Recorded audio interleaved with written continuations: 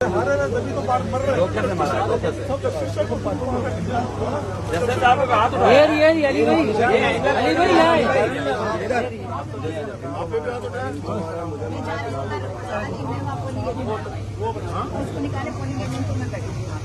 हम चल रहे हैं।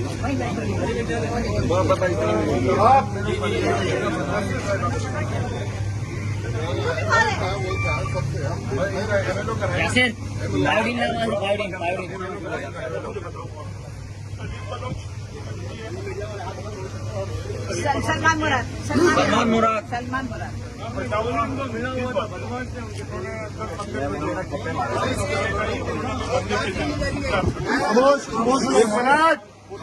एक मिनट मैं जस्टिस रैना के साथ अंदर गया। प्रिसाइडिंग ऑफिसर ने जस्टिस साहबा के साथ बदतमीजी की।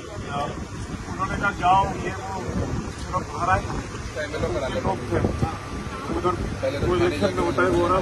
मैं सब लोगों को बाहर लेके साइड में जा रहा था जिसमें सलीम बलोच आया। मैं सलीम बलोच से मिलने गया। फिर अस्सलाम वालेकुम सलीम भाई खैरियत सब निपटा देते हैं। इससे पहले कि वो जवाब देता he was the first one Shane के गान का बट मारा है। पुलिस उसके पीछे थी। पुलिस बिल्कुल सामने खड़ी है, कुछ भी नहीं कर रही थी।